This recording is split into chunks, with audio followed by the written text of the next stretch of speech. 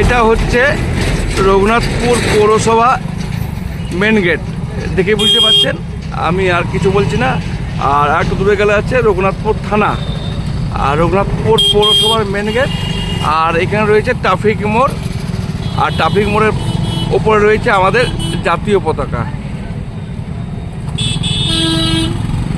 কি বলতে খুঁজছি অবশ্যই আপনারা বুঝতে পেরেছেন যে জাতীয় পতাকা যেভাবে থাকার কথা সেইভাবে কিন্তু আর নেই। কারণ জাতীয় পতাকার শেষ মাথা দেখুন একেবারে ফেটে যাইতাই হয়ে গেছে।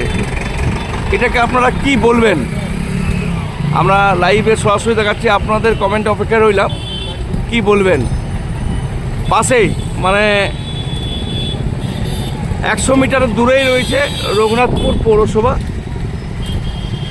100 মিটার দূরে রয়েছে রঘুনাথপুর পৌরসভা, তার উপর রয়েছে আমাদের জাতীয় পতাকা। আর জাতীয় পতাকার বেহাল অবস্থা। আর এই পথ দিয়েই হাজার হাজার মানুষ প্রত্যেক দিন যাতায়াত করেন। হয়তো অনেকেরই চোখে পড়ছে, দেখে হয়তো কেউ আফসোস করছেন, হয়তো কেউ কিছু মনেই করছেন না।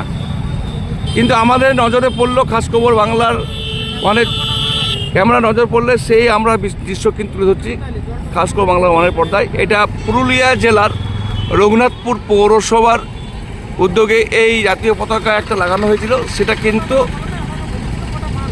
জাতীয় পতাকা কিন্তু যেমনটা থাকা উচিত তেমনটা কিন্তু নেই। কারণ সামনের দিকটা পুরো ছিঁড়ে গেছে। কারণ জাতীয় পতাকা যদি কোনো নষ্ট হয়ে যায় তাকে নতুনভাবে আবার লাগানো উচিত।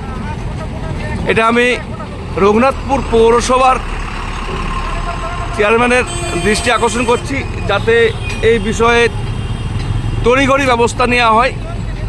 কারণ এই পতাকা শুধু পৌরসভার নয়, গোটা দেশবাসীর। আমরা গর্বিত যে আমরা ভারতবর্ষে বাস করি। আর আমাদের জাতীয় পতাকা একটা সুন্দর একটা জায়গা লাগানো আছে, যেখানে বিভিন্ন প্রান্তে বিভিন্ন জেলার মানুষ এই এলাকায় আসেন, এই পথ দিয়ে পার হন এবং সবাই এই রাস্তাতে যাতায়াত করেন। যদি অন্য জেলা রাজ্যের মানুষের যদি চোখে পড়ে, সে কি বার্তা যাবে আমাদের রঘুনাথপুর শহর নিয়ে?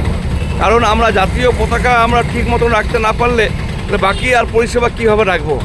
তো বিষয়টা হচ্ছে, আমি এটা রঘুনাথপুর পৌরসভার চেয়ারম্যানের দৃষ্টি আকর্ষণ করলাম, যাতে এই জাতীয় পতাকা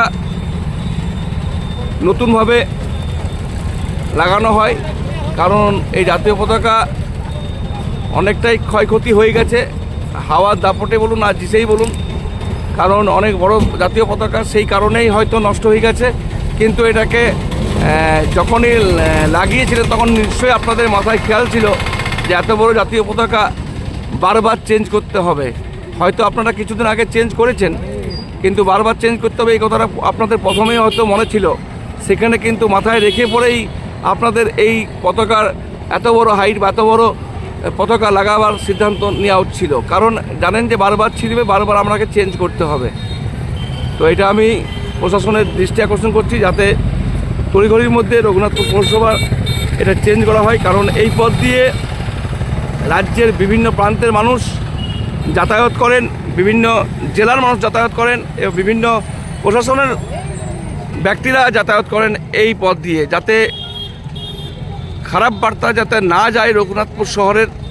সেই কারণে আমাদের এই দৃষ্টি আকর্ষণ করছি প্রশাসনের, যাতে জাতীয় পতাকা নতুনভাবে লাগানো হয়। জয় হিন্দ, বন্দে মাতরম।